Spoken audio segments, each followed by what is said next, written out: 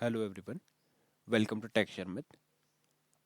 आज के सेशन में हम देखेंगे कि किस तरह से हम डायनेमिक एसक्यूएल क्वेरी के थ्रू एक डेटा डिलीट कर सकते हैं फाइल से। ठीक है, अगर आपने प्रीवियस सेशन देखा होगा तो आपको पता है कि हमने एक प्रोसेस देखा था जिसमें हमने डायनेमिक एसक्यूएल क्वेरी के थ्रू कुछ डेटा इंसर्ट किया था टेबल के अंदर। ठीक है, वो इंसर्शन का प्रोसेस था। आज हम डिस्कस करेंगे डिलीशन का प्रोसेस और देखेंगे कि कैसे एक ऐसी क्वेरी बना सकते हैं जो कोई भी हार्ड कोडेड वैल्यू पे डिपेंड नहीं करती। वो प्रोग्राम पे जो भी आप वैल्यू प्रोवाइड करोगे एज अ पैरामीटर उसी के लिए वर्क करेगी। ठीक है, तो उसके लिए मैंने यहाँ पे एक एग्जांपल बनाया हुआ है स्टेटमेंट टू नेम से, तो उसको मैं आपको दिखाऊंगा। बट उससे पहले मैं एक बार फाइल का डेटा देख लेते हैं कि कौन सा हमारा डेटा है उस फाइल में और कौन सी फाइल को हम यूज़ कर रहे हैं, फिर उस अकॉर्डिंग हम प्रोग्राम को देखेंगे। ठीक है, तो यहाँ पे मैं एक नॉर्मल क्वेरी रन कर रहा हूँ, select star from Sharmit one, जो मेरा लाइब्रेरी का नेम है स्लैश स्टूडेंट्स। ठीक है, तो इस फाइल में आप देखोगे काफ़ी सारा डेटा है हमारे पास, रैंडम स्टूडेंट आईडी है, स्टूडेंट नेम है ना। अब सपोज मुझे इसमें से क्या डिलीट करना है, इसमें से मेरे को 700 वाला रिकॉर्ड डिलीट करना है, या आप कोई भी डेटा पिक 500 का डिलीट करना है फॉर एग्जांपल। ठीक है, तो 500 जो स्टूडेंट आईडी है उसको हमें डिलीट करना है, जहाँ पे स्टूडेंट का नेम क्या है, डबल ए। तो इसको कैसे करेंगे, तो अब देखते हैं प्रोग्राम कि हमने प्रोग्राम में क्या लिखा हुआ है। एसक्यूएल आरपीजीली प्रोग्राम है। सबसे पहले तो हम क्या कर रहे हैं, जैसा हम इसको एक डायनेमिक एसक्यूएल क्वेरी बनाने वाले हैं स्टेटमेंट प्रिपेयर और एग्जीक्यूट स्टेटमेंट के साथ में, तो मैंने क्या किया, इस प्रोग्राम को एक पैरामीटर प्रोवाइड किया। तो ये क्या इनपुट पैरामीटर लेगा, स्टूडेंट आईडी। जो भी वैल्यू पैरामीटर है उसको हम पी अंडरस्कोर से रिप्रेजेंट कर रहे हैं।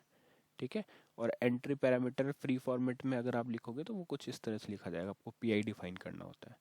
तो हमने स्टेटमेंट टू प्रोग्राम के लिए एक पी बनाया, जहाँ पे हमने बताया कि स्टूडेंट आईडी है वो कैर 5 का हम वैल्यू रिसीव करने वाले हैं।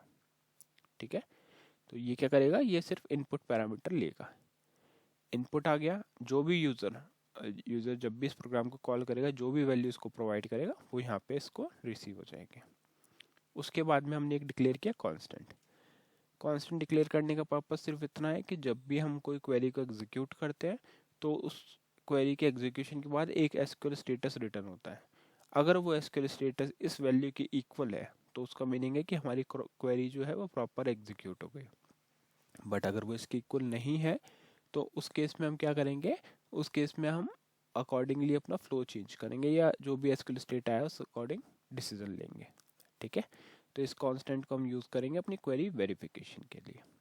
उसके बाद में है हमने एक वेरिएबल डिक्लेयर किया है।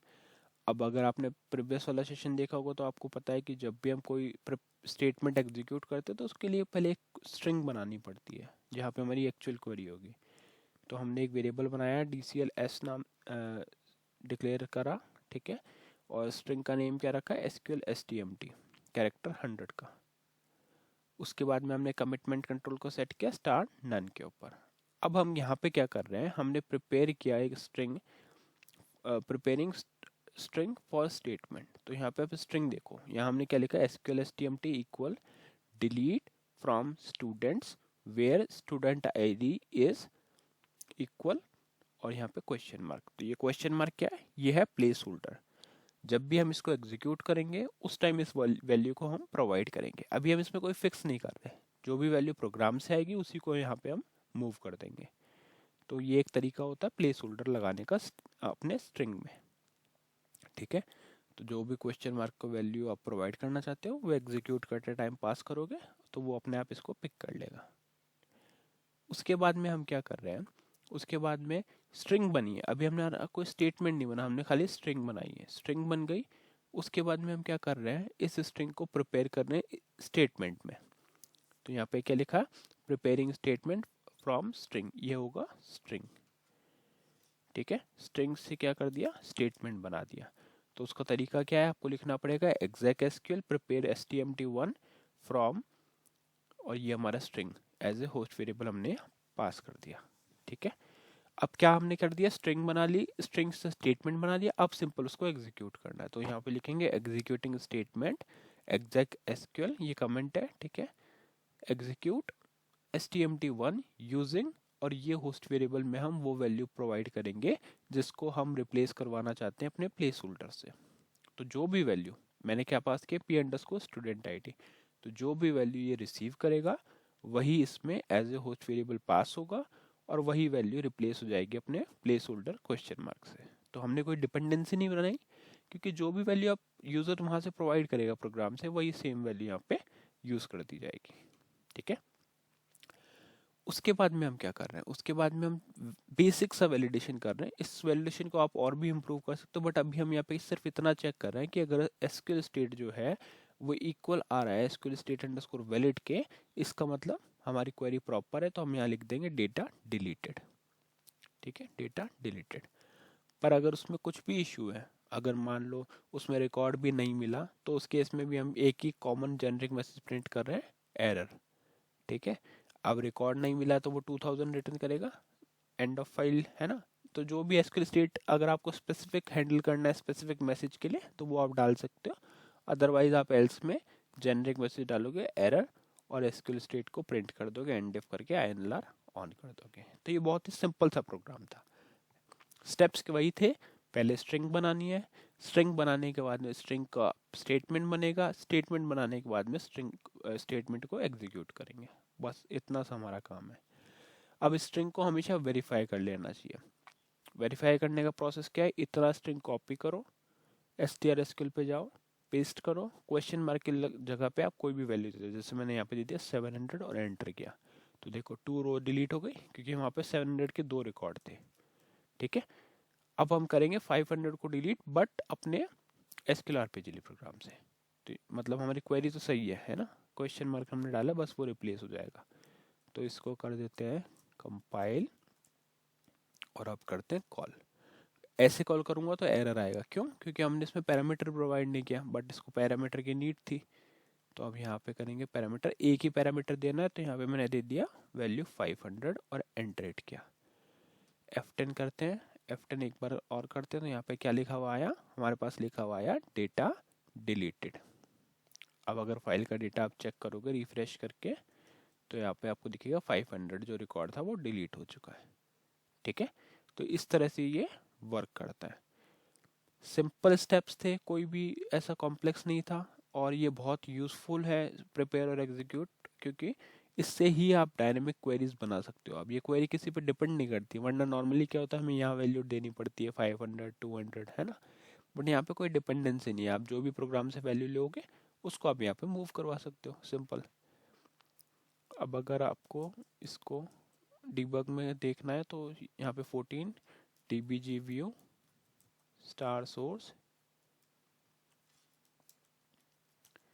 और स्टार सोर्स के बाद में एंटर करके यहाँ पे इसको कर दोगे कंपाइल। अब इस प्रोग्राम को कॉपी कर लो एक बार डीबग मोड में लेने के लिए, strdbg f4।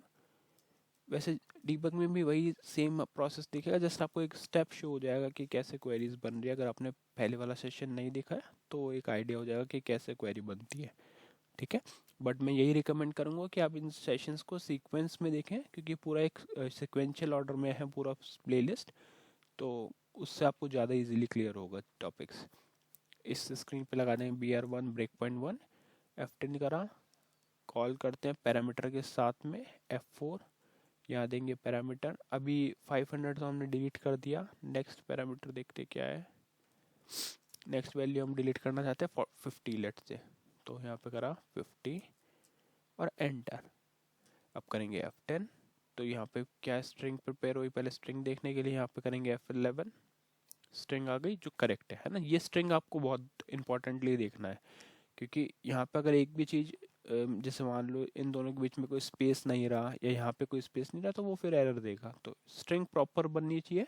उसका बेस्ट वे वही है कि आप अपने strSQL पे उसको पहले रन करके देख लो क्वेरी को, तो और बस उसकी जगह फिर क्वेश्चन मार्क डाल दो, बाकी सेम ही रहेगा। फिर आप इसको F10 करोगे। अब यहाँ पे अगर आप SQL स्टेट देखते हो इसके बाद में जस्ट, तो वहाँ पे आपको वैल्यू मिलेगी 0, मतलब ये प्रिपेयर सही से हो गया। फिर इसको करेंगे एग्जीक्यूट, और यहाँ पे तो आप SQL स्टेट चेक कर ही रहे हो ऑलरेडी, तो यहाँ पे ठीक है। और फिर इसको कर देंगे INLR ऑन, तो डिलीट हो गया रिकॉर्ड। यहाँ पे देखते हैं रिकॉर्ड चला गया। अब इसमें देखो 700 का कोई रिकॉर्ड नहीं है, तो मैं अगर इसको वापस से कॉल करके 700 के लिए रन करूंगा तो देखते हैं क्या होता है। तो यहाँ पे हमने किया 700, F10 स्ट्रिंग बना, प्रिपेयर हुआ, एग्जीक्यूट हुआ। अभी यहाँ पे आप एसक्यूएल स्टेट देख रहे हो तो क्या आ रहा है 2000। इसका मीनिंग क्या है कि रिकॉर्ड नहीं मिला उसको फाइल में, एंड ऑफ फाइल आ गया। तो उस केस में ये सीधा जाएगा एल्स पे, वहाँ पे शो करेगा एरर।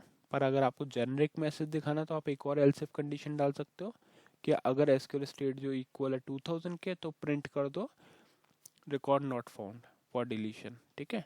और एल्स बाकी सब कंडीशन में एरर वाला शो कर दो, बट मैंने सिर्फ एक ही कंडीशन रखी है तो यहाँ पे सिर्फ एरर दिखा के एसक्यूएल स्टेट शो होगा, INLR ऑन हो जाएगा, सिंपली बाहर आ जाएगा। तो यहाँ पे कुछ भी चेंज नहीं होगा क्योंकि वो रिकॉर्ड वहाँ पे अवेलेबल ही नहीं था, है ना। तो ये है एक प्रोसेस। डिबग कंप्लीट हो जाए उसके बाद सिंपली आपको यहाँ पे जाके करना है NDBG कमांड और वो डिबग फिनिश हो जाएगा। तो इस सेशन में हमने मेनली क्या देखा, हमने देखा कि कैसे हम डेटा डिलीट कर सकते हैं एक डायनामिक एसक्यूएल क्वेरी के थ्रू। मेन स्टेप वही थे, हमने एक पैरामीटर रिसीव किया, पैरामीटर रिसीव करने के बाद में हमने एक स्ट्रिंग बनाया, उस स्ट्रिंग के लिए स्टेटमेंट बनाया और उस स्टेटमेंट को एग्जीक्यूट किया जो भी रिक्वायर्ड वैल्यू थी वो प्रोवाइड करके। अगर आप एक से ज़्यादा पैरामीटर या प्लेस होल्डर यूज़ कर रहे हो तो आपका ऑर्डर ऑफ सीक्वेंस भी सेम होना चाहिए। जैसे यहाँ पे अगर स्टूडेंट आईडी पहले है तो वही होना चाहिए, फिर कॉमा लगा के आप दूसरा जो पैरामीटर है वो प्रोवाइड कर सकते हो, क्योंकि सीक्वेंस के अकॉर्डिंग ही वो वैल्यू रिप्लेस करेगा। सपोज यहाँ पे 2 क्वेश्चन मार्क होते किसी रीजन से पूरी क्वेरी में, तो आपको वहाँ पे जो होस्ट वेरिएबल है वो भी अकॉर्डिंगली पास करना चाहिए, ठीक है। फिर उसके बाद में सिंपल आपको स्टेटमेंट को एग्जीक्यूट करना है और बेसिक वैलिडेशन के बाद में वैल्यूज़ को प्रिंट करना है, या जो भी आपका फ्लो है वो आप डिज़ाइन कर सकते हो, और लास्ट में INLR ऑन होगा, ठीक है। तो इस तरह से ये वर्क करता है। आई होप ये सेशन आपको क्लियर हुआ होगा। नेक्स्ट सेशन में बाकी टॉपिक डिस्कस करेंगे। So thank you for watching take share myth.